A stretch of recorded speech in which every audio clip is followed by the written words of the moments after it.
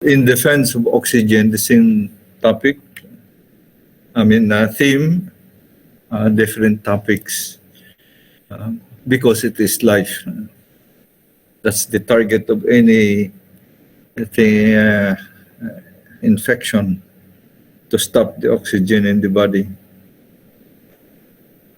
Okay, we pass and review the first four seminars that we had very briefly.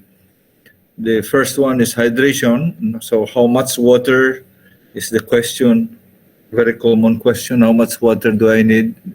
I put it there. For 120 pounds, that's 2 liters minimum. Yeah? For 154 pounds, 2.5 liters. So that's the minimum. The weather today is very hot. You have to compensate. The second lecture was about breathing. No? So there is breathing to relax and breathing to take action, no? Before taking action. So that 4, 7, 8, that is inhale, hold, exhale. That is, you inhale in 4 counts or 4 seconds, then hold it for about 7 seconds, and then release it longer. Try to extend that when you practice the hold as long as you can, and then release it again as long as you can, like the swimmers.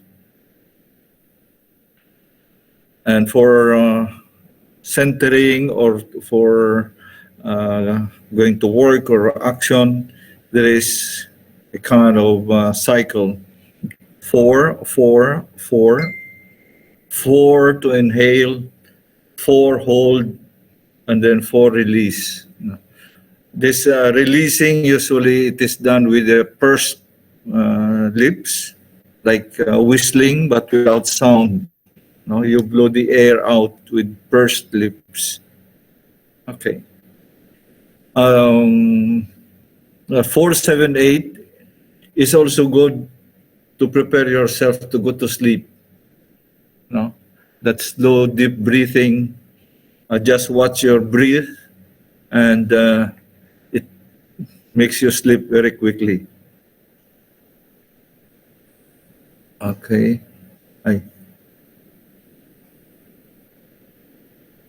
Sorry, nagbabalik. Then what is it? Yeah, this is the third. The electronegativity of oxygen. This is one of my favorite now.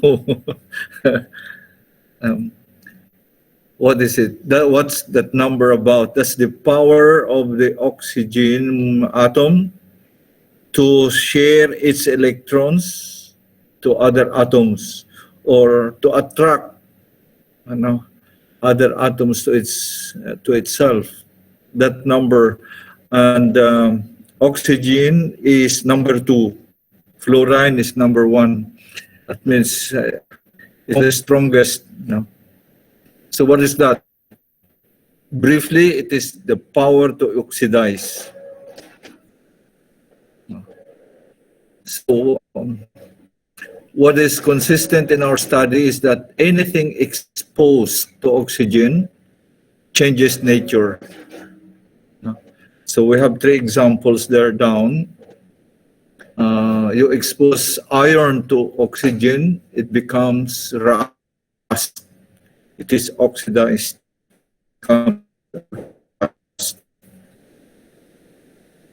You expose food to water to be hydrolyzed, we call it, and once digested, it turns into glucose, your source of energy. And here I presume that any infection, tumor, cancer, or anything that is exposed to oxygen will have to change nature. In fact, Batman Gildide, Feridun already said oxygen kills cancer cells. No, he did not detail on how.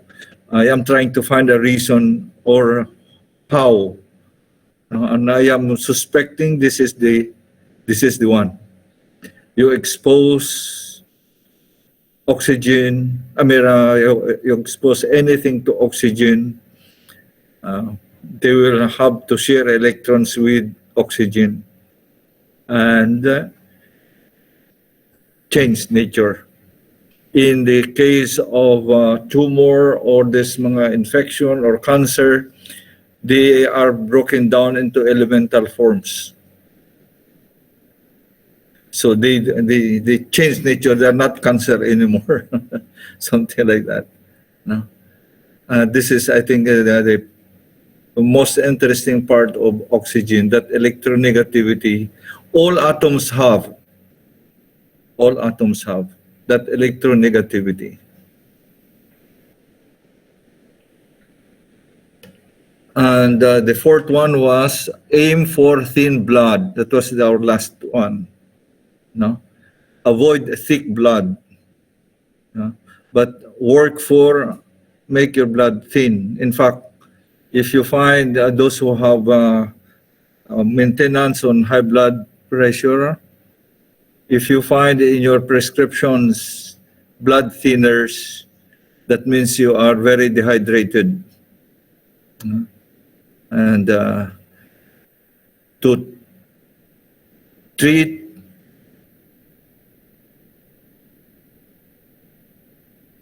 seems not correct.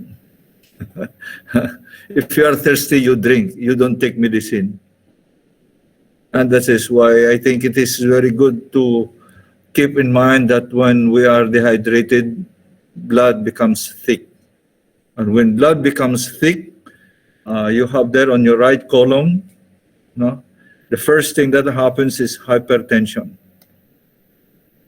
Then if you are staying long in hypertension, that means chronically dehydrated.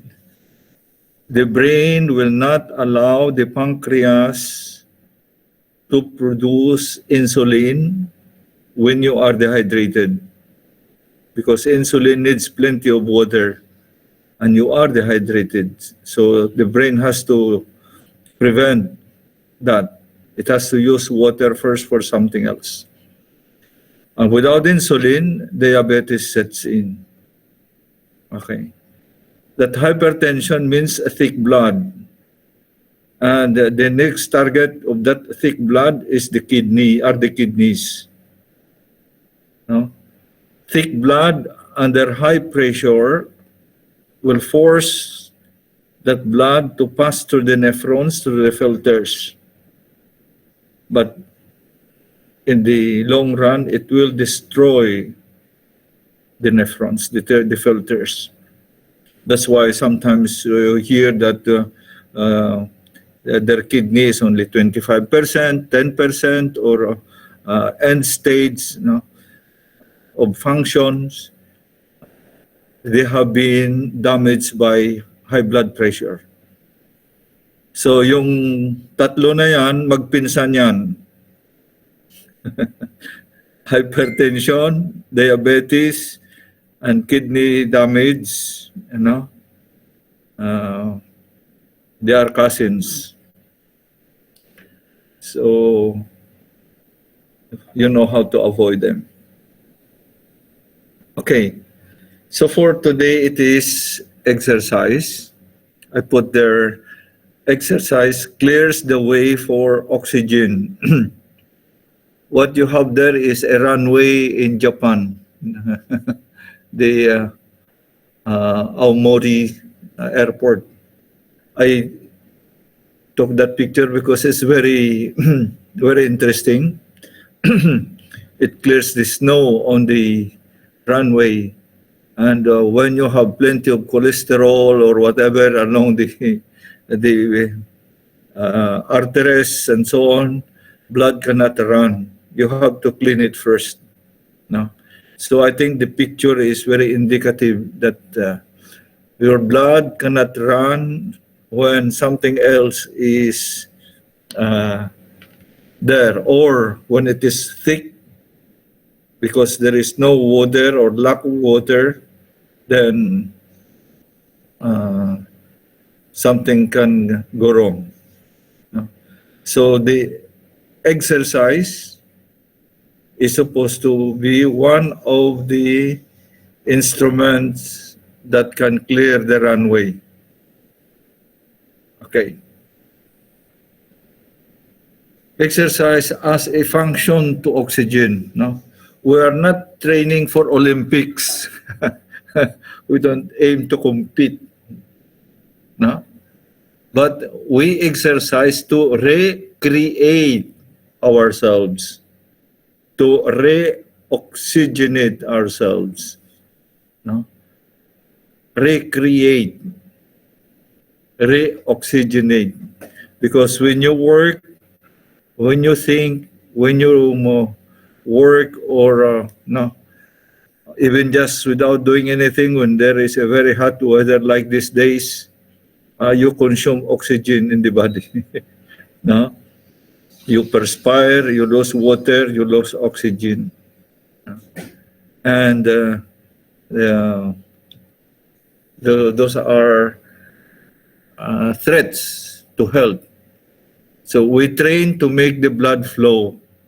When you don't move, you just sit down. That's why sedentary work in the office, I suggest don't sit down more than 2 hours without standing or doing some calisthenics. No, when you sit down more than 2 hours, your blood becomes stagnant. No, and in some places where it cannot run, you definitely do not supply oxygen to cells and they suffer. Okay? So the next is ensure supply of oxygen. When you move, or when the blood starts flowing, and you start breathing, inhaling and exhaling, you definitely are moving things in your body for your benefit. And why or how much oxygen we have to supply? We have to supply enough for 15 trillions of cells. That is the other adult, no? The normal weight adult. The estimate is about 15 trillions of cells that need oxygen. And if they are bigger person, if you talk about weight, the internet says there are more than 700 trillion cells to supply oxygen.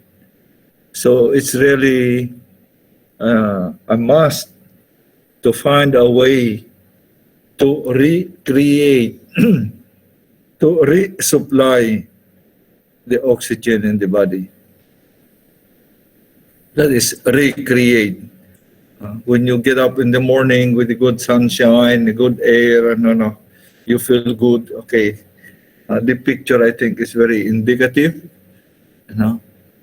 The world is open to you, but you have to make your blood run so that you can face the world.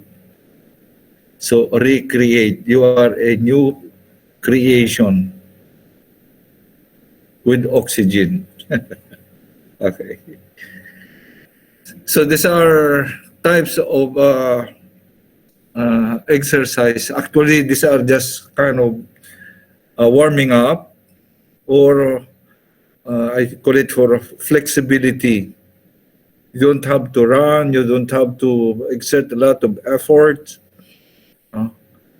But you can move your joints, stretch your arms, legs, the body, and so on.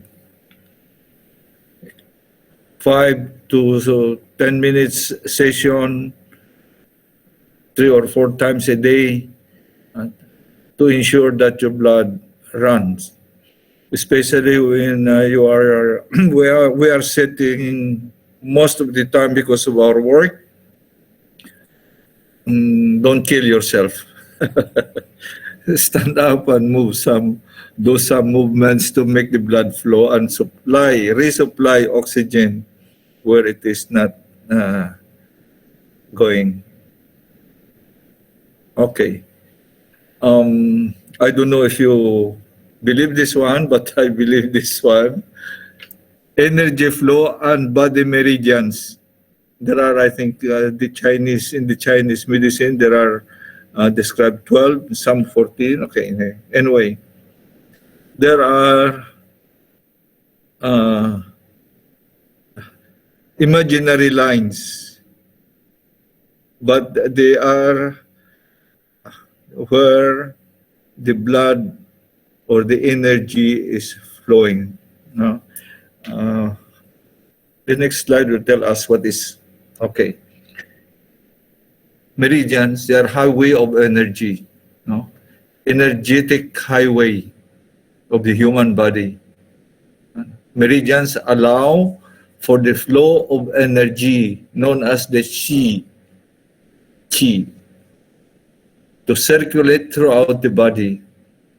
Meridians exist in corresponding pairs, and each meridian has multiple acupuncture, the same with acupressure points along the pathway. Yeah. So there are imaginary lines, but there are points that are very critical to the body. Usually, they are the points where you can feel the pulse. So meridians of the heart on the arm, yes, you see that kilikili, then near the elbows, and then on the wrist. There are very good chiropractors or those practicing medicine. They can, by touching those, on the wrist, there are 4 points there. It's 7, 6, 5, and 4. There are very skillful people who, by just touching those 4, they can find out what's wrong in the body. Special skills. But these are points that when they are blocked, because maybe the muscle turned topsy-turvy or naipit or ganon, ay very painful. No? And when the blood does not flow, the parts of that body part begin to atrophy also. Yeah. So, yeah, both on your right and your left, yeah. Okay. Meridian of the lungs, they are just on the same, line, almost the same. They are neighbors with the heart and the lungs, and they are both in the arms. And actually, to make your blood flow faster, you can tap. You tap your arm. You force the blood to flow, and you feel warm when they start flowing. Yeah, and fortunately, they are within reach with your palm, so you can massage. You can excite them to move. All right. Now, stretching for meridian clearing. Yeah, there are 4 movements there that can help you force your blood to flow. So there are simple exercises. There are simple hints that after 2 hours of sitting or not moving at all, you are courting sickness. No? So maybe when you get up in the morning or before you go to sleep, you do some stretching It will make you sleep very fast also. Okay. Now I will be highlighting reasons for exercise. I took it from Your Body Many Cries for Water by Batman Gelay. Okay. Okay. First is expanse. Sorry. Sorry. The exercise expands the vascular system, opens the capillaries in the muscles, builds up muscle mass, and muscles hold more water when they are exercised. We'll take them one by one. So the circulatory system, this is circulatory system that's for the whole body. But the exercise, in particular, especially the muscles, in the muscles, because when you move your muscles, that's the one that makes you move, or how do you call this? Become useful. You can move. If you cannot move, you're not useful at all. Okay. So exercise expands the vascular muscles. No? So there are different parts of the muscles, even around your mouth, no, your shoulders, your arms, your legs, when you move, you force the blood to go through the muscles, and you avoid cramps. When the muscles become too dry, or you have plenty of aches. So we exercise. That's why calisthenics is a very good, how do you call this? Good exercise. Squatting and moving the arms. Okay.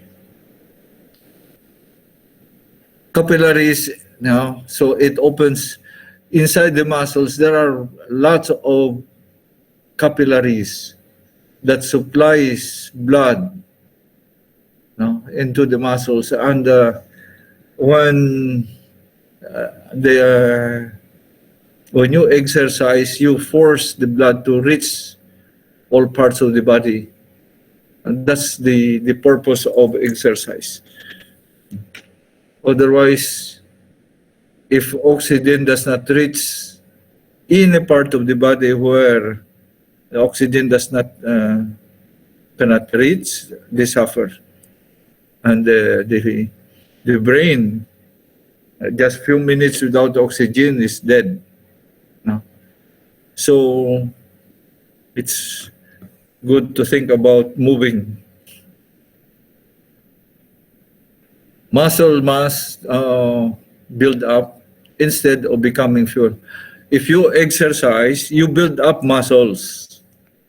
If you don't exercise, your muscles are being used for fuel.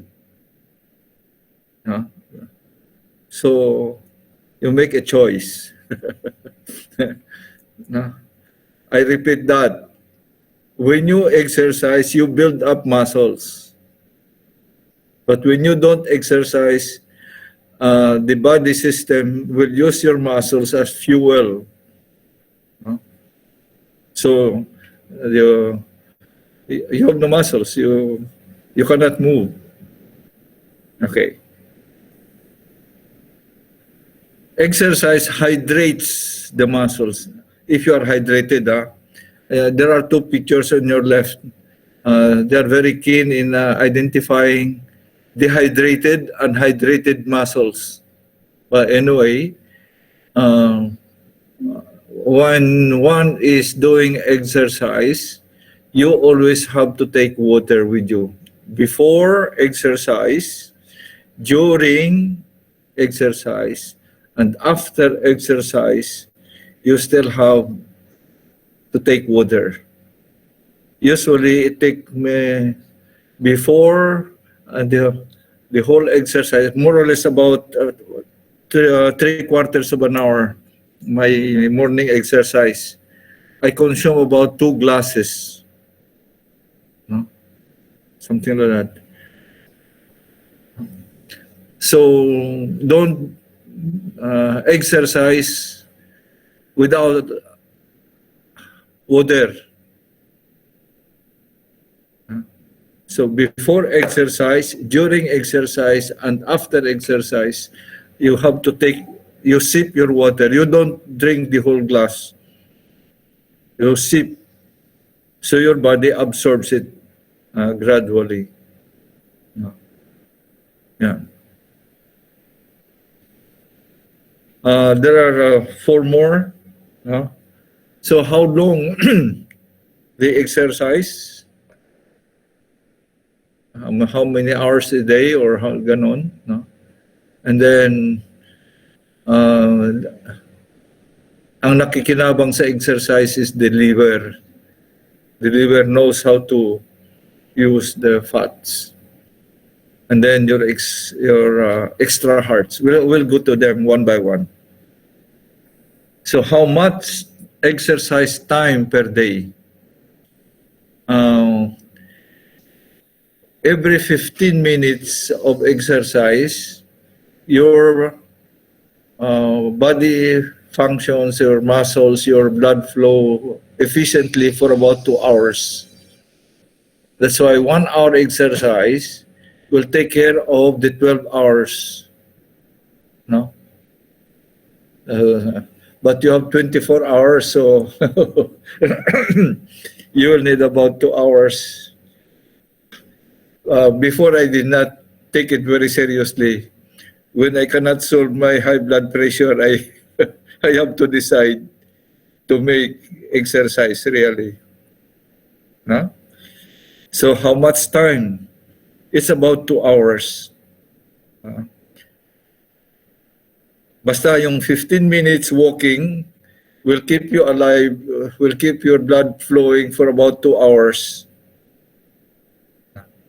Okay. So that 1 hour exercise is good for the morning.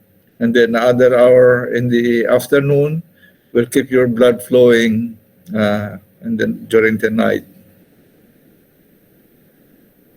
There is something very interesting happening when you do exercise. The liver will convert fat cells that are roaming around to sugar. So the liver converts fat cells to sugar. These are fat cells na just running in the blood or staying around outside the cells. Your belly fats, your thigh. No? And the liver is able to make use of them to convert them to sugar. No? We need sugar. Don't absolutely take no sugar. Okay. So that's the one benefit that exercise does or give us. Converts the fats to sugar, to energy. Okay. Here is another very important thing. Why you should walk. At least walk. If you don't do calisthenics or weightlifting or dumbbells or whatever, walking is very important. No? The calf muscle, the leg muscles, the calf muscles, they function like a heart pump. No? At the right side, you have the picture. When it is rested, so the blood can flow. When they contract, they squeeze, the blood stops. So that, how do you call this? Relaxing and contracting force the blood from the legs back to the heart. Yung mga diabetic problem is usually there sa legs. Nangingitim yung binti. No? Meaning the blood are not circulating. And when that happens, you better get some help already. Massage. It's now somebody to massage that, or just the movement going up and down the staircase is a very good therapy for blood circulation problem on the legs. You don't have to climb the whole stairs. You climb 1 or 2 steps, then you go down, then you climb again. You don't have to climb the 4 floors. No. But that is the therapy to make the blood on the legs to go back to the heart. So it has to fight against gravity. And walking facilitate that return of blood to the heart. That's why that's the minimum, or even just stretching. When you stretch, you force the legs also. But it is important to, how do you call this, to move the legs and make them work like a heart. Okay.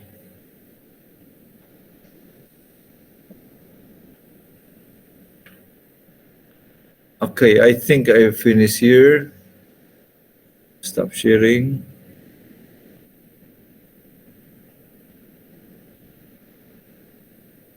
To show.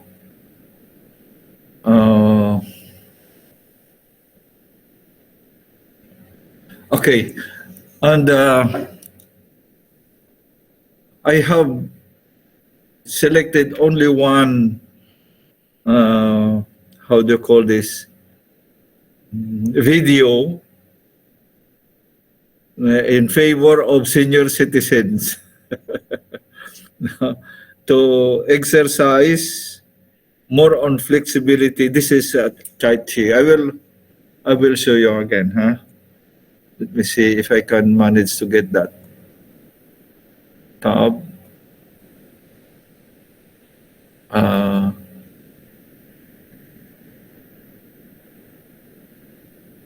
What is it happening now? This share. Okay. How did you doing? Sorry. I will just... Nawala yung monitor ko eh. Okay. I will run this for a while.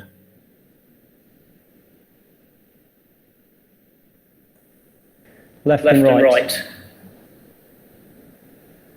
Feel the transfer of weight ever so slightly moving from left to right. And try to allow the arms and hands to just follow.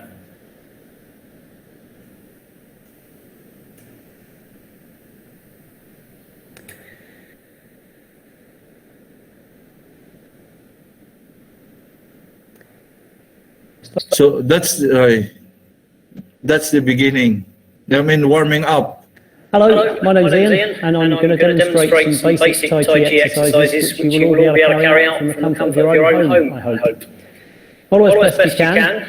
Concentrate on trying to be relaxed, comfortable, and enjoy the movements. There's nothing difficult, and I will explain things as we go through. So to begin, we're just going to try and gently turn the waist left and right.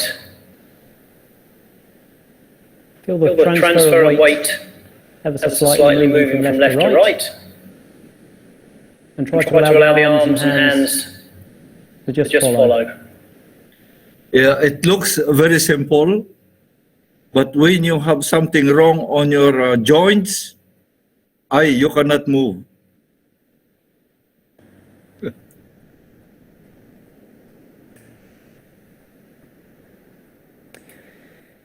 Okay.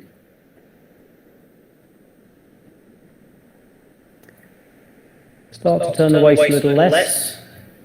Allow the arms and hands to slow down naturally. Link the fingers together and allow the wrists to hang, the elbows to hang down in front of you. This is for flexibility of wrists, joints. If a nerve is naipit, hindi ka makagalaw. And try to make the movements as smooth and continuous as you can with the wrists.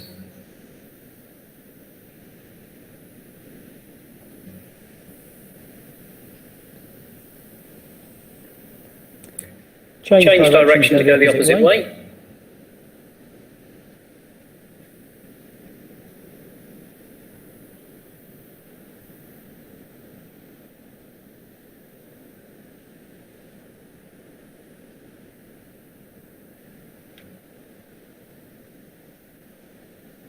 Okay, so now we're going to push the hands gently away from the body. Feel the stretch in the back. And then we're going to draw circles with the arms and the hands. Focus on What's the knee? Elbows in. The knee has to bend a bit.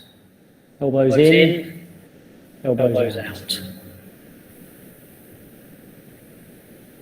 If you can and if it's comfortable, just gently bend the knees. As the arms and the hands reach the bottom, gently bend the knees and straighten as the arms and the hands come up.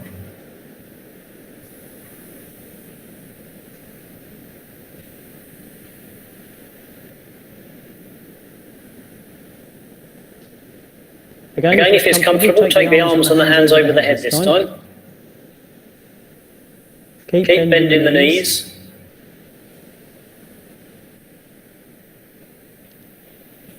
Balance your weight on your 2 feet.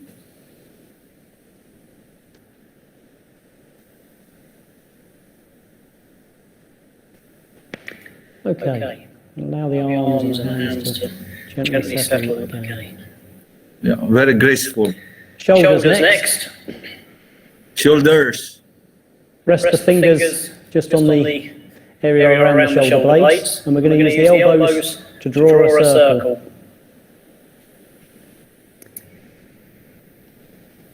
Again, check that the shoulders are relaxed and not hunched up. And if you want to bend the knees, you can do. So we're gently loosening and relaxing the shoulders. And we're also very, very gently stretching the chest and stretching the back. So as the elbows come together, we stretch the back. And as the elbows separate, we stretch the chest as well. And again, just focus on very soft, smooth, continuous circles with the elbows.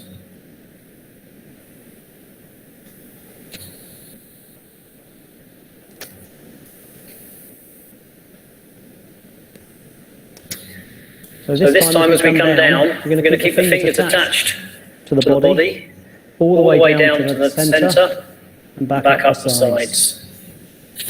Keep the fingers in touch with the body all the way down and all the way up. And again, focus on the stretch in the chest and now the stretch in the back. Try to feel the whole body moving. Bending the knees.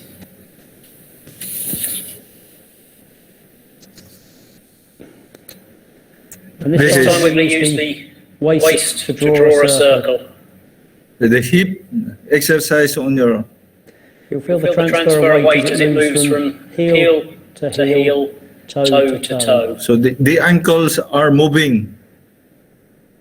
Don't make the movement too big. But focus on the waist and the hips. And feel as the hip joints gently manipulate and rotate. It looks very simple, pero papawisan ka. Very good for the waist, the hips and the lower back. Gently loosening and relaxing everything.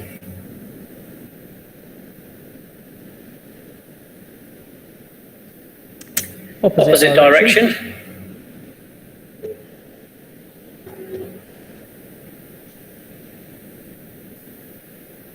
Okay. Shake the legs. Here is a challenge. So lastly, we do the ankles, the feet and the toes. So we'll keep the toes fixed on the ground, and then we're going to use the heel to rotate the foot around the toes. So focus on the smooth movement of rotating the foot.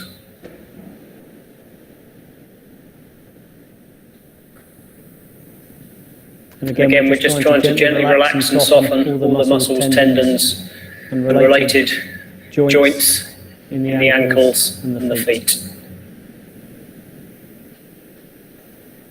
Change feet.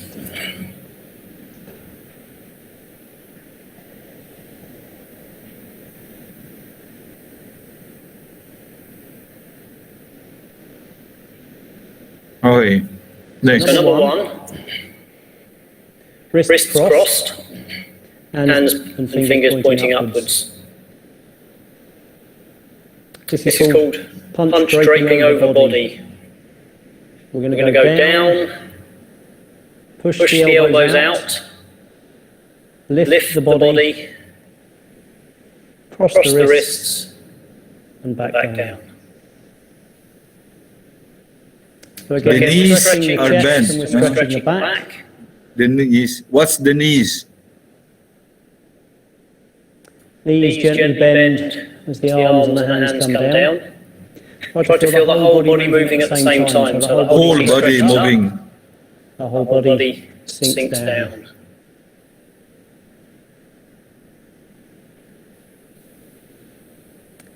I'll turn to the side so you can see from the side. So it's important to gently push out the chest. You lean And then forward a track the bit. chest. So the chest is out and the chest is back. The whole body is moving, not only the And arms. again, try to feel the movement through the whole body. All the way from the head, down through the torso, the waist, the legs, down to the feet. So we'll do three more. This time, if you want to, you can breathe in as the arms open and breathe out as they come together. So breathing in and breathing out. Breathing in and breathing out. Breathing slowly. So that's number one. Number two. Number two is called pushing through the clouds. Balance yourself. It's a little bit like breaststroke in the swimming pool. And circle down, round, back up, and out. And again, we're focusing on the chest, the back, and the upper body. Knees are bending gently. Whole body is moving down. Whole body is moving back up.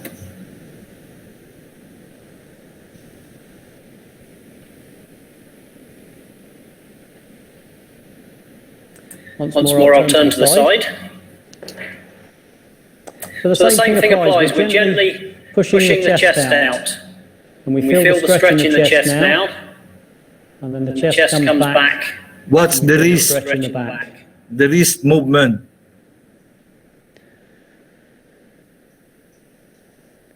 As the hands come in, the little fingers are very close to the body.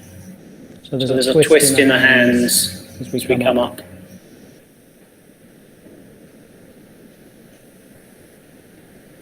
So again, three more. Same thing applies with this one in terms of the breathing. So we're breathing in and breathing out. Follow the hands all the way back down through the centre of the body. This is another. The body settles and relaxes as we draw the hands back down through the centre. And as I mentioned, as you take the arms and the hands up, feel the stretch in the neck and the spine. Spine and neck moving gently forwards and backwards, very softly.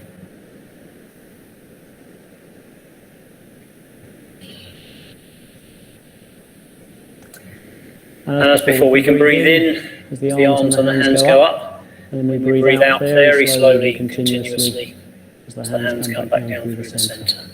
So we're breathing in and breathing out. Breathing in, breathing out. And one more. In and out.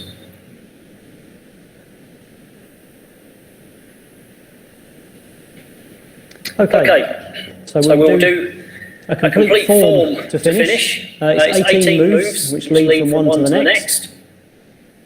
I will say change when we need to change, and it's 6 repetitions of each part of the form. So standing comfortably to begin with, feet somewhere around the shoulder width apart. Feel the connection between the feet and the ground. Feel like the weight of the body sinks down to the feet, and you're stable and firm in the way you're standing. Allow the arms and the hands to settle by your sides. Relax the chest, the back, the shoulders, the neck and the head. Feel the whole body calm, balanced, relaxed. Breathing is soft, calm and continuous.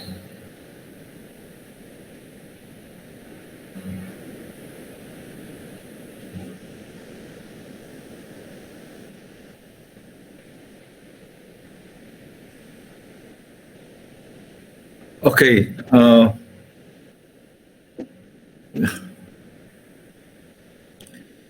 So that exercise for senior citizens. What I notice with this, they're not very hazardous, no? But the focus, the mind focus, the attention, and the sequencing, no, it helps also memory function. Although for memory exercise, I suggest the square dance, the waltz steps. So there are exercise for flexibility, exercise for memory strengthening, something like that.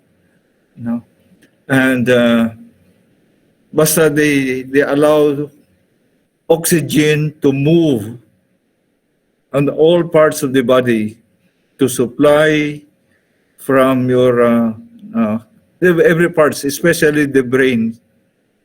No? When the brain oxygen does not reach the brain, you are dead. Anyway, I hope that there are many exercises, especially Tai Chi for beginners, sa internet, no? And there are many stretchings video that you can select, you can adapt for yourself, for your health conditions. But movements is very, very important. I would like to emphasize this flexibility movement. In fact, when they apply therapy for people who got stroke, no, bell palsy or half body paralyzed, or no, those movements that we have seen, yun din ang ginagawa ng therapist. Pero mas mabuti gawin mo na ngayon, hindi kung kailan ka pa na stroke, no? Kaya if you have seen people doing therapy on people who have been stroke or na stroke, those movements of the wrists, of the elbows, the shoulders, yun ang pinapagawa sa kanila para i-stimulate yung blood flow, no? Pero sometimes it takes years and very little development. So don't wait for that. Do not wait for that. Little movements now that force the wrist, the joints to move, to allow blood to flow, to deliver oxygen to the different parts of the body. And there are strategies to be healthy. Oxygen. Deliver that oxygen to all parts of the body and you will be healthy. The moment that oxygen does not reach there, there is something to think about later on. Okay. I'm ready for some questions if you have. No. The internet has plenty of these exercises that you can use for your age level or health level.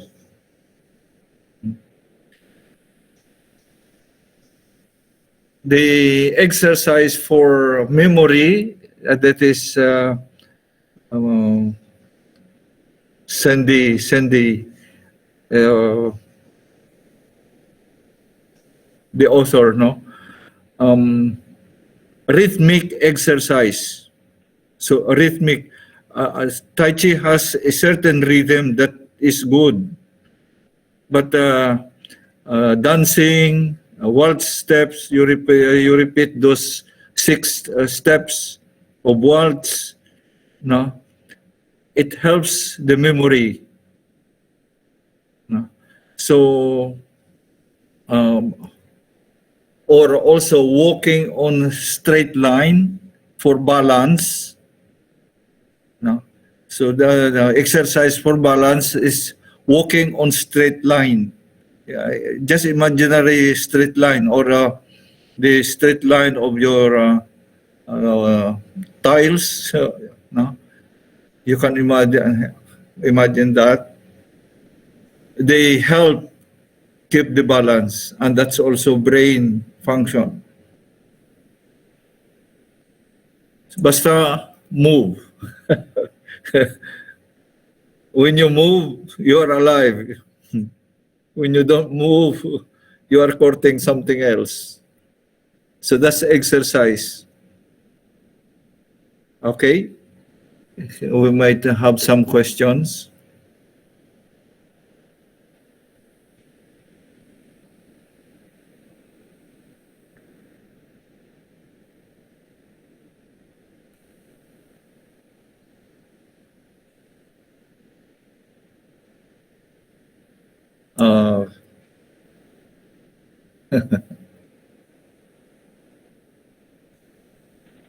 Other suggestion po.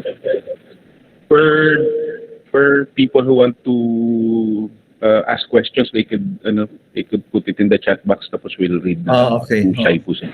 Yeah. If you are, you type it on the chat box and somebody else will read it for me. So we are exercising not to compete, but we are competing with ourselves. Swimming is good, calisthenics is good, Tai Chi is good, for elderly people.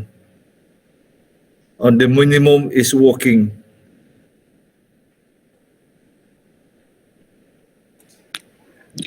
Good afternoon po, Father. Yes.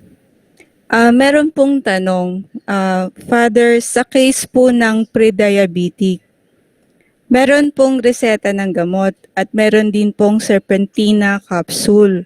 Yeah. Mga ilan pong milligrams ng serpentina ang pwede po intake? Well, if it is if it is prescribed by the doctor will usually give the dosage, no? But serpentina is good. I would suggest not the capsules, the plant itself, the leaves. No, fresh leaves. You take about three leaves, fresh leaves, green. Put in your mug and pour in hot water. In 3 minutes, you can hardly drink it. Very bitter. And bitter thing is good for the liver. No? And in fact, it is very advisable to take that serpentina. If you maybe you won't remember. Anyway, the Jews during the Passover night, when they were eating the Passover lamb, were they eating the lamb? They were eating that lamb with bitter herbs. No? Nasa ano yan, nasa Bible. They were eating that Passover lamb with bitter herbs. Why bitter herbs? Because that bitterness is processing the fats. The fat of the lambs are really very thick. No? And bitter things, so ampalaya, serpentina, all of that stuff, very bitter, they are very useful to process fats. No? So, for diabetic, what this is, I suggest, madali lang sa itanim. Ang bilis, in a few weeks or days, you have a good plant. No? Yeah, I hope I answered that question. I cannot answer how much, what this is, but there is no, how do you call this? The more you take it, I think the better. And by the way, that bitter herb that is able to regenerate cells on the liver. Only the liver, I think, is is able to regenerate the cells. That bitter things for the liver is very useful to help the liver reconstruct itself. I hope I answered that question. No? Thank you po, Father. Yeah. Madali lang itanim ang serpentina, and it's really very good. I mentioned that in one of the seminars already I gave before. In order to help the liver, lalo na kung nasakta na yung liver sa alcohol, may damage ng liver, on the line of going to cirrhosis, that serpentina is good. Okay.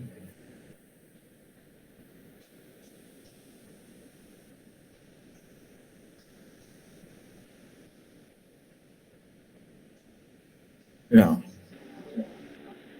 Hello po, Father. Yes, go Good ahead. afternoon po. Apo. Father, I just want to take this opportunity po to thank you po in behalf of my mother who is now in the province po. Kasi since nung nag-start mag-nebulize, nawala na po yung palpitation niya.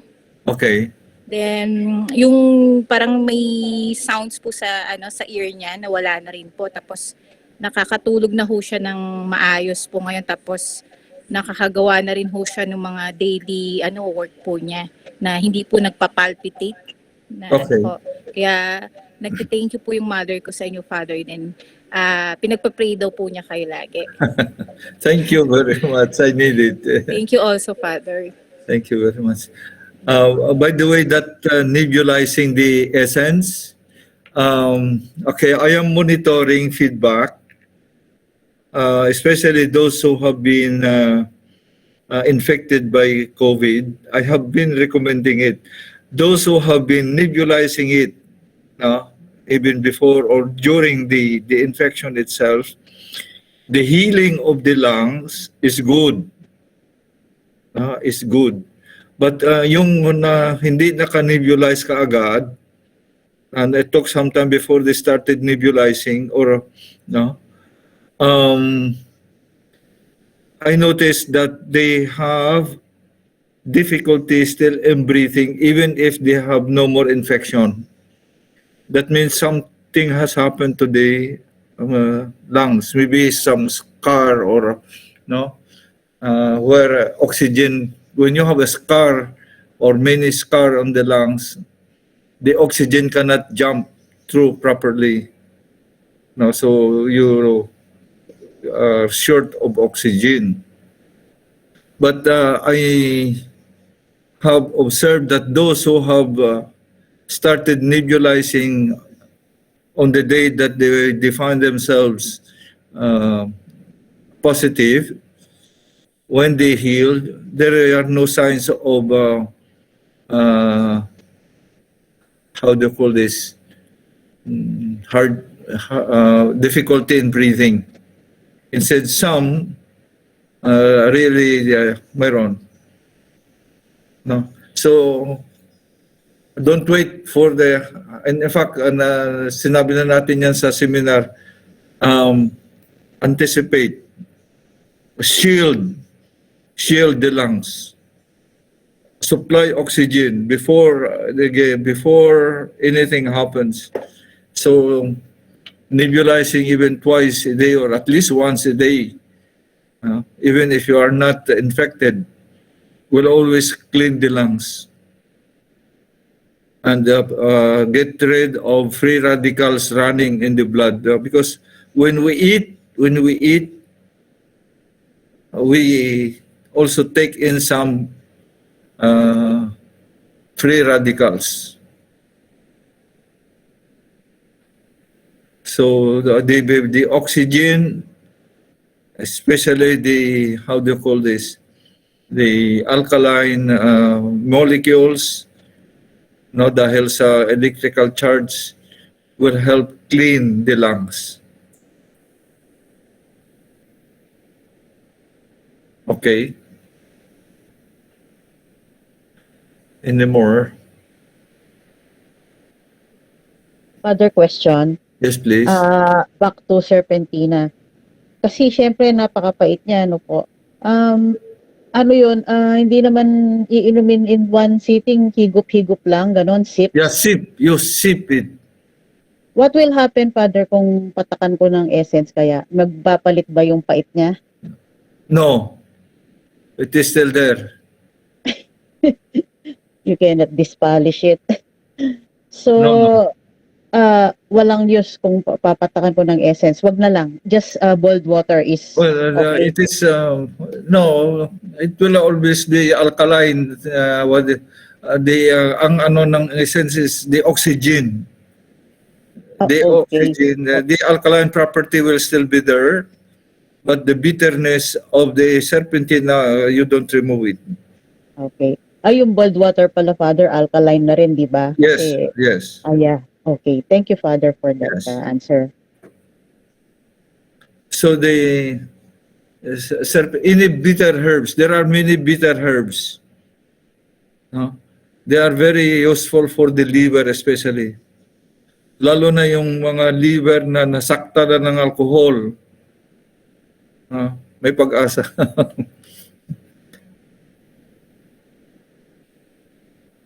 So remember the Passover lamb. The Jews were eating the lamb with bitter herbs because the fat of the lambs are really very thick, and that bitter thing helps process the fats. Hello, good evening, Father. Yes, good evening. Pag may gallbladder ba, pwede yung serpentina? Gallbladder problem? Yes, Father. No, okay, no problem with what this is. Kasi sa liver, wala problema. It should work. Kasi the bitter herbs are exactly for liver functions, to help the liver. So gallbladder is an appendix to the to the liver, just below the liver. Kasi Kasabwat yan eh. yung result ko, cholestasis. Cholestasis. Gallbladder. May is that related to stone? Stone? Yes, Father. Okay. So, Okay. Those kidney stones, gallbladder stones, you know what are they? They are calcium deposits. Look, it's like this. When you are dehydrated, when you lack water in the blood becomes acidic. The brain will take calcium from the bones to make it flow in your blood vessels to raise the pH of the blood. So when you are in a long situation like that, you accumulate plenty of calcium coming from your bones. And they are deposited sometimes in the kidney and sometimes in the gallbladder. That's why it's very tricky. I mean, when you get dehydrated, hindi lang uhaw ang ano mo, ang daming masasaktan sa katawan. No? Basta ganito yan. When your blood, the water in the blood goes below what is required, the blood pH changes. And it is a very narrow pH for the blood. It's only 7.34 to 7.4. That very narrow gap there, the brain has to maintain that pH. Now, when the blood pH become acid, kailan patakada yung nang since I will talk about that later. I am explaining how to avoid that stones in your kidney or in your gallbladder. No? Okay. So you have to avoid really dehydration, because the moment you are dehydrated, the blood pH becomes acidic, and the brain gets calcium from the bones to make it run on the blood vessels, so that the pH of the blood will be neutralized again, return to normal. Now, if you are always in the habit of chronically dehydrated, dadami yung calcium, and then ibang sakit naman yung titirahin sa'yo. Osteoporosis, butas-butas yung buto mo. No? So that's another risk of being dehydrated. So really, what's your water? Now, that calcium deposits actually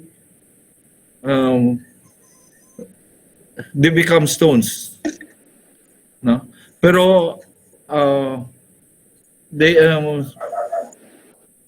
natutunaw siya ng essence. I have seen already several people na they just urinate kidney stones after taking the alkaline for some time. So don't give up on your on your essence. No? Thank And you. these Thank you. stones can, whether from the gallbladder or from the kidney, uh, there are chances na iihi lang siya. We have cases of that. Okay, Thank I you, hope I Father. have answered that. Thank you, Father. Okay.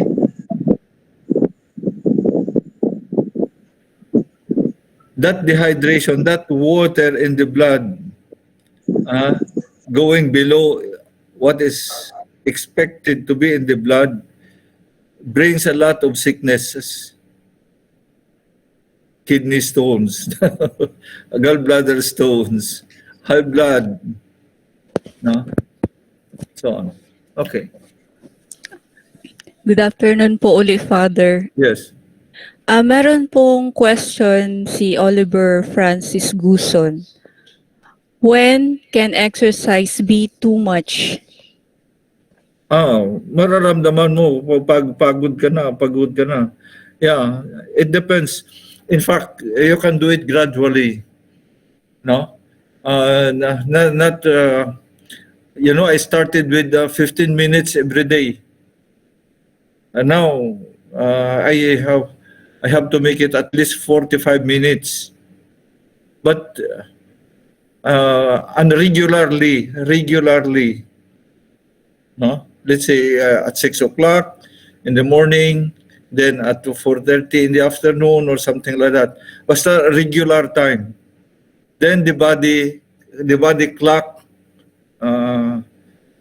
start to work, and sometimes kahit na naghahanda ka pa lang, the system is already excited, something like that, no? So mararamdaman mo rin kung pagod ka na, but don't exaggerate it. I am talking about recreating, not re-fatiguing. Recreating. So if your another thing, if your work is manual labor, manual work, no, janitorial, or mabibigat ang buhatin mo, or nagpapatakbo ng mga makina, no, ang exercise mo is dama. No? Pero kung ang trabaho mo computer lang, ang exercise mo treadmill, biking, football, you have to move. So it depends on what is your profession, or what have you been doing during the day, so that at the end of the day you have to find how to recreate yourself. If you have been lifting up mabibigat na mabuhatin ng bigas or ano, then don't go biking in the after after that, no? You have to rest your mind and your body. So your recreation is something like chessboard games, or board games, chess, dama, all those card games, no? But if you have manual work and then you go for another manual exercise, you kill yourself. I hope I answered that. Yes po, Father. Thank you po. So your recreation is the opposite of what you have been doing during the day.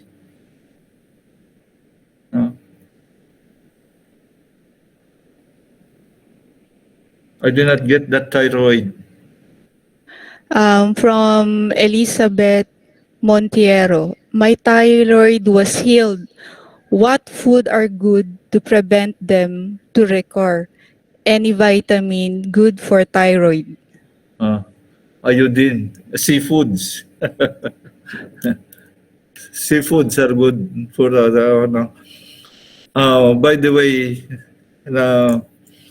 I had already several cases na yung mga may thyroid, yung essence is working, ha? Yeah, but I already also presented here one case in Negros one testimony. No, he talked. Nakakuha kami video sa kanya. No operation. He stopped his medication. He changed it just to essence, and the thyroid.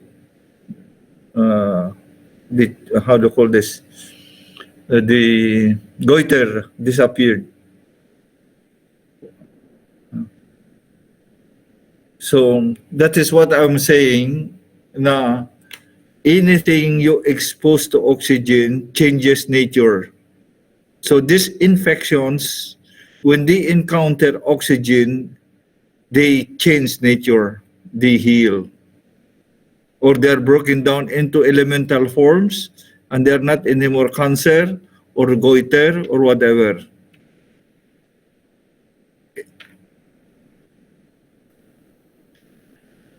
Okay, thank you.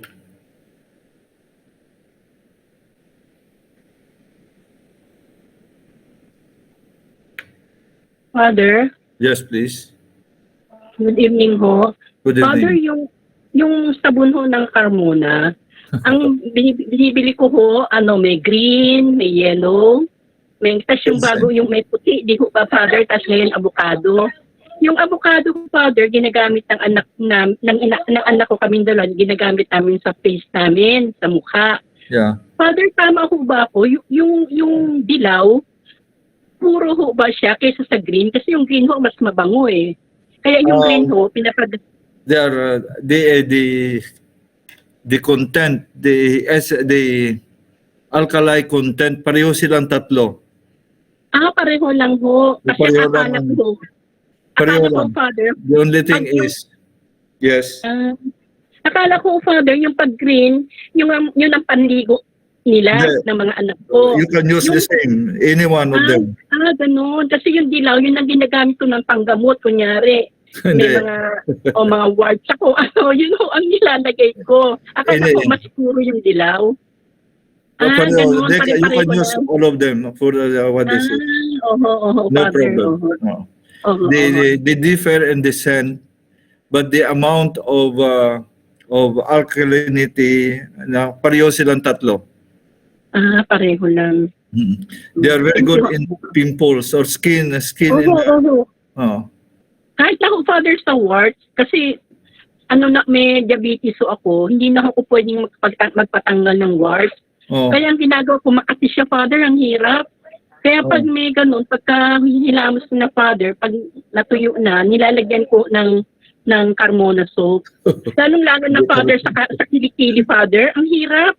Para siyang yung lumalak, yung yung humahaba.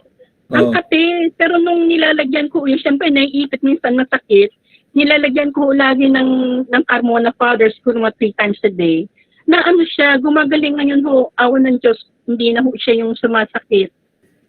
Yeah, that's Pero ganun ho ang pagkaakala ko, Father, na mas maganda, mas puro yung yellow, yung pala hindi ho, pare-pareho lang ang laman ng alkalinity. Thank you ho, Father. Yeah. It's not Carmona soap. It's alkaline na lang. Okay lang. No problem. Thank you ho. The soap, I mentioned, those who have not been on the previous seminars, magaling siya sa napaso, burns.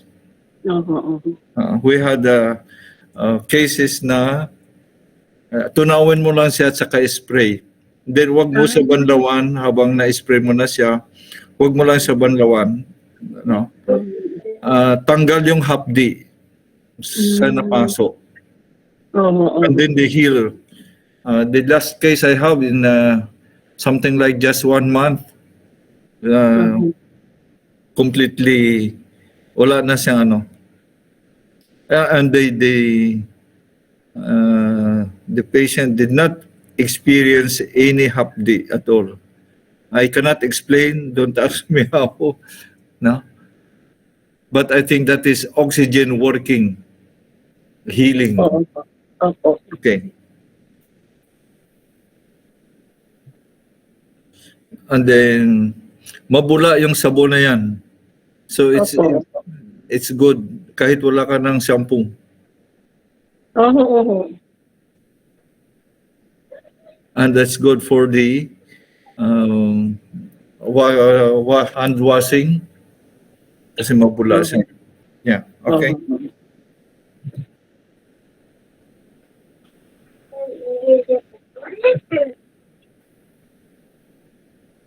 All right.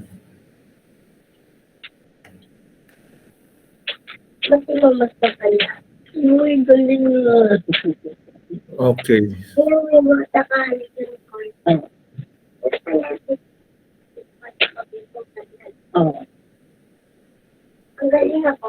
Galing. And then microphone. Okay. Okay. So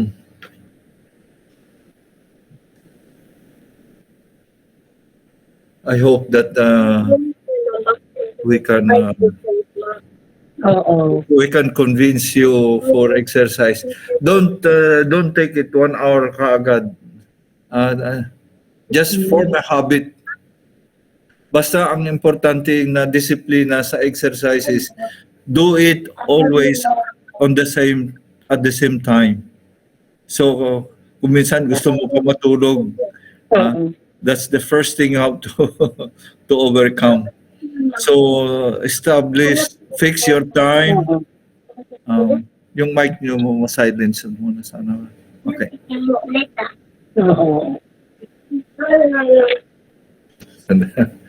yung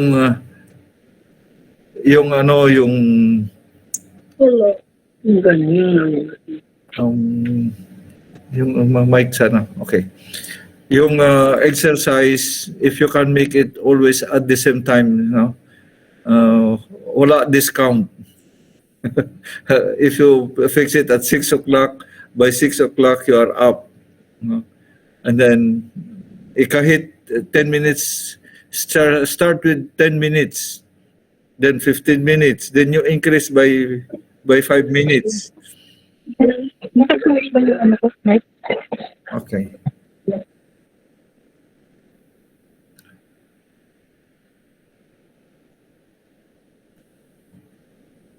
Okay.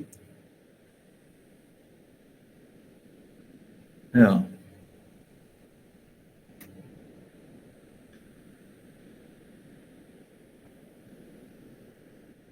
Any more question?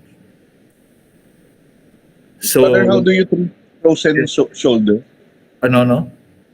Yung frozen shoulder po, Father, how do you manage? Oh, you might need a chiropractor. Massage. I suggest it massage what this is. Pero yung marunong hindi lang kahit sino, ha? And even those who are having very bad blood pressure, I suggest get a good how do you call this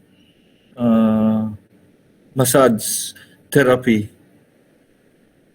Kasi yung sinasabi kaninang yung meridian, pag ba'y naka-block na meridian or something, muscles intertwining or well, grabe kung minsan yung stress puts the muscles in disarray.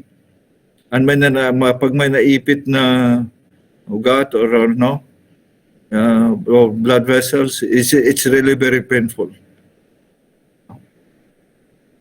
And the massage therapy is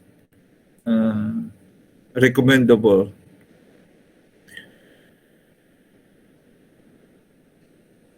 Those who are having very bad blood pressure already, something like that now, I really suggest you get a good, maybe a professional chiropractor. I can recommend one. He's very good. Kasi hindi mo maiwasan yung stress talaga eh. especially those who have a very big responsibility, or what is this, or no authority, something like that. Stress is, you have to manage it. And when you cannot manage it, somebody has to help you manage it. And usually the massage therapy is very good. Massage therapy. But not everybody can do it. No, kasi yung mga problema ng high blood pressure, sometimes ano na yan, deep tissue massage na yan, deep tissue massage. Malalim, masakit-sakit siya kasi malalim na eh. Pero it's the only way to make the blood run again. In fact, ganun ang yung mga na stroke, that's the therapy. Deep tissue massage. Medyo masakit yan. Pero the only way to energize again the nerves or the blood vessels or naipit or ano, meridian, the meridian I said you kanina, that line of energy must flow. Pag may nakablock sa linya na yon, mahirap. And usually frozen shoulders, nang iipit ng uga na ano yan eh. Kaya matigas siya, masakit siya, hindi mo na magalaw kasi kung minsan pati tendons yan na ano niya eh. Na-restrict niya.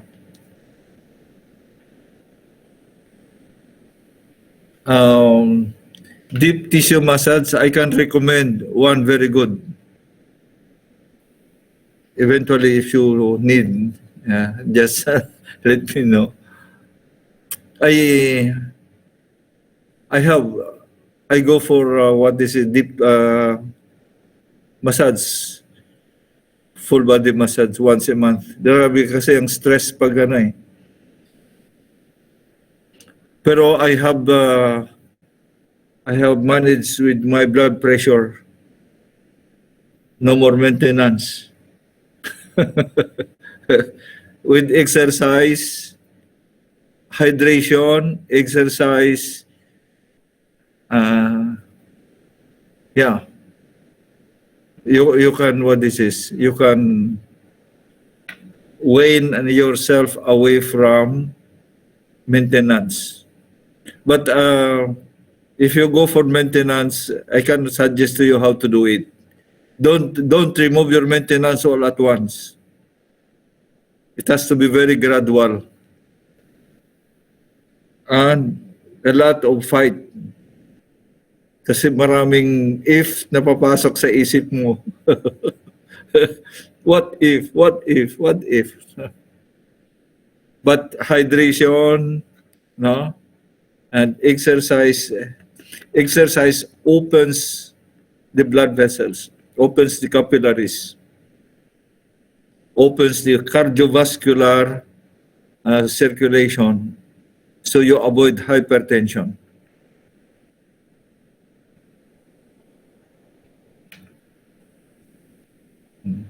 Father, pati yung kinakain po ninyo medyo ano din, puro... You can eat anything. You can eat anything. Basta yung after, yung yung tubig mo, correct. You can eat anything. I don't, what is this? And what you need. By the way, sa eating naman, I really recommend that you drink water before you eat. You will not lose appetite. Hindi ka busog. Iba ang management ng gutom at saka uhaw. No? Pero pag hindi ka uminom bago kumain, maraming problema yan. High blood pressure yan. You have to prepare the stomach, the intestine, and the liver before you eat. Itong tatlo, lagyan mo yan tubig muna.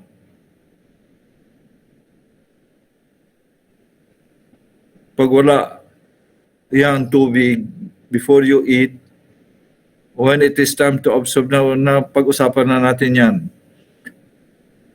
Na when it is time to absorb, malapot yung dugo mo. Kaya you need blood thinners.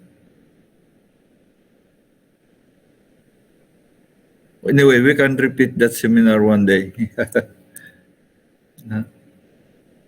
But it is possible really to wane away from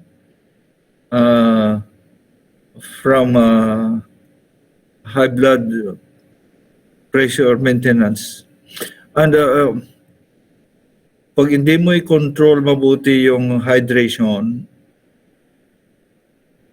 at pabayaan mo lang i-balance ng doktor ang combination ng ng medicine, it's really a long process na you'll never reach it if you do not first regularize your hydration. Paglaruan lang yung combination ng gamot, mahirap.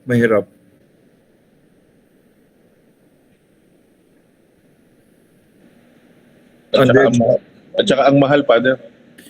Hindi, yung side effects. In fact, I decided to stop mine because I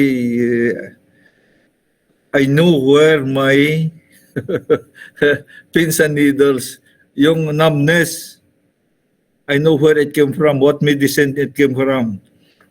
So I really decided to stop it because otherwise, sa ngayon mayroon pa siya pero hindi na masyadong na may nandyan ng damage siguro. Pero it is true na it is possible to check, to wane away from maintenance. I am already maybe 3 or 4 months without maintenance. Pero bago ginawa, grabe ang away ng ng your mind, the psychological struggle. Mga what ifs, grabe. Pero keep on monitoring. With exercise, just monitor the BP. It's may may monitoring system. And then at a certain point, it's okay. But I do not suggest you just remove it at once. Yeah. It's not good also. There is a process.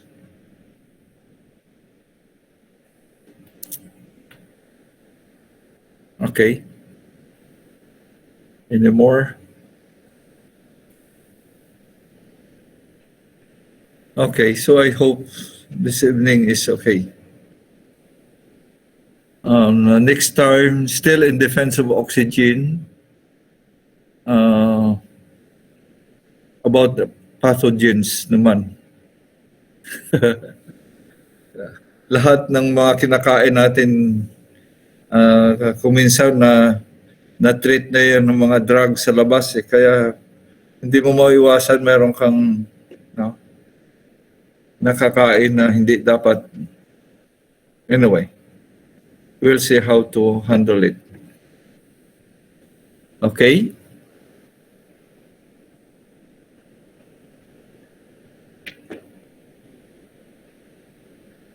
I hope na nakatulong.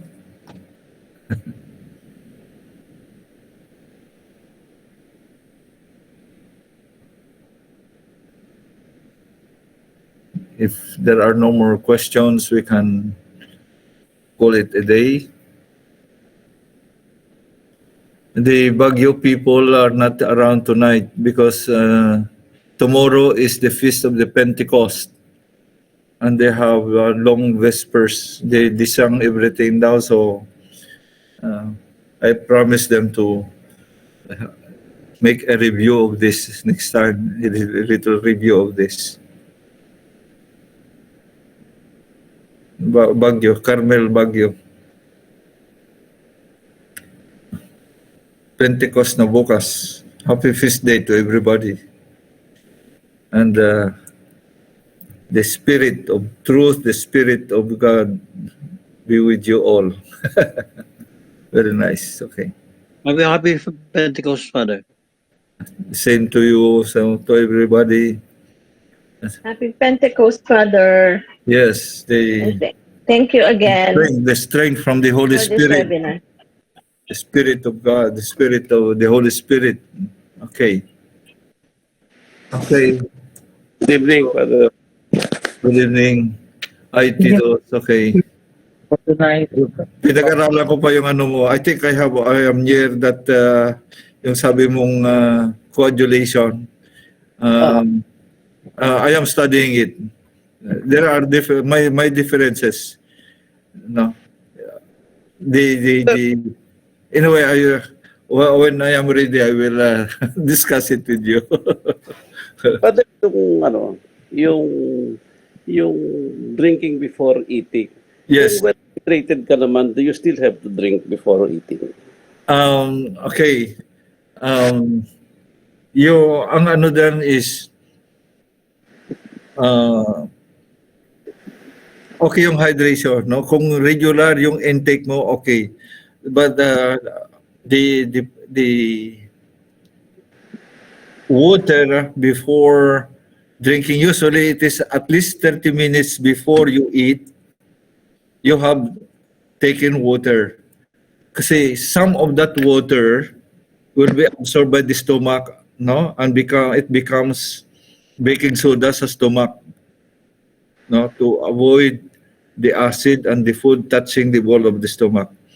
Some of those water will be absorbed by the intestine and some will be absorbed by the liver. Naghihintay na yan doon. So kung hydrated ka, walang problema. Pero kung chronic yung dehydration mo, yun, you have to check that. Kasi pag nag-absorb ka na wala tubig ang stomach at saka liver, malapot na dugo yan. High blood yan. Father, did you receive yung voice message nung kaibigan ko, yung dalawa? Forward ko sa inyo. Yung sa snake bites? No. Yung meron ako isang kaibigan hiningan ko ng testimony, nagbigay siya ng voice message. Hindi sa inyo. Saan mo pinadala sa Messenger. Ay, sige, I will hahanapin ko. This week I was really busy with many things. Sige, anyway, hanapin ko. Tungkol sa myoma niya. Okay. Hindi ka na-operahan. Sige, Yeah. Thank you. Good evening. Okay, thank you, Titos. All right. Okay. So next time again. Happy feast day to all. Yeah, Father, thank you. Thank you, Father. Thank you, Thank you, Father. Father. Thank you, Father. Thank you, Father. Thank you. Yeah. Thank you, Father. Salamat po, Father. Thank you. Father. The next one is about pathogens. Free radicals. We will Sige see. po. Okay, bye-bye. Aha. Thank you very Thank much. you, Father. Thank you Bye again. po. Happy Pentecost, God Father. bless you, Father. Happy Pentecostal. Okay. Neil, bye-bye. God bless you, Father. Father, Yes. ilang patak yung sa gallstone? Sa? May gallstone, ilang patak na essence? Kahit 3 to, ang importante, hydrated ka. Kahit 3 to 5 drops lang yan per glass. Anong timbang mo? 5 patak Anong timbang? Weight, your weight. Ilang pounds? Yung pounds ko, mga 148. 150 na rin yan. You need 2.5 liters of water. That's the problem. Kapag hindi yan, So for 150, 2.5 liters yan. So ayun lang yung patak, kahit ano lang yan, 3 drops per glass. Walang problema. Ang problema dyan is yung volume ng tubig. 3 to 5 drops. Kailangan 2.5 liters ang mainom ko? Yeah, that's about 13 glasses of 200 ml. Every day. Yeah, every day yan. Ay, pinapakuluan ko yung tubig, Father, pwede? Ay, okay lang. Alkaline din yan. Oo. Sige, okay. Pero, Kasi kahapon, tumaas yung blood pressure ko, 190. May masakit yung ulo ko. hindi, ang importante, hindi yung patak. Hindi lang yung patak. Yung volume ng tubig mo against your weight. So, sa timbang mo na 150, about 150 pounds, yung minimum mo na tubig is 2.5 liters a day. Pag hindi yan umabot yan, talaga may sakit ulo yan. Okay, Father, thank you. Hindi lang patak ang kailangan. Volume ng tubig in proportion to your weight. So kung 150 pounds ka, 2.5 liters, yan, every day. Ay, kulang yung iniinom ko. Yeah, yun, sakit ulo yan. Mga 7 glass lang ang mainom ko. Ay, hindi, 10. Hindi pwede. Hindi pwede. You have to take at least 12 to 13 glasses yan. Itong mahinit na panahon, i-15 mo pa yan siguro. Basta sumakit ng ulo mo, kulang tubig mo, ayusin mo muna. Sige po, Father. Thank you very Okay. much. Tapos, tuwing inom ko ng tubig, 3 patak na isip. Yeah, kahit 3 drops lang yan. Alkaline na yon. Ang volume mo ang kulang. Sige. Thank you. Thank Okay. you, Father. Bye-bye. Happy Bye-bye. Pentecost. Okay. Sige, see you next time again. Father. Ay, Father, kalimutan ko. Yung 3 drops, ilang pH po ba yung sa baso pag 3 drops? Sa mga yan, no? So kung ang tubig mo sa faucet, depende kung ano, it will raise at least 1 level. So kung yung natural pH ng tubig mo sa faucet is or sa tubig nyo is 7, usually kung yan, neutral yan dapat 7.3 or something like that. Yung 3 patak, it will bring you to something like 8 already. Yeah. So yung 3 patak, it brings you to 8. Pag naglima yan, malapit ka na sa 9 or 10. Usually mga 9 yan. Okay, thank you, Father. Okay. Bye-bye. Okay. Bye-bye. Thank you, Father.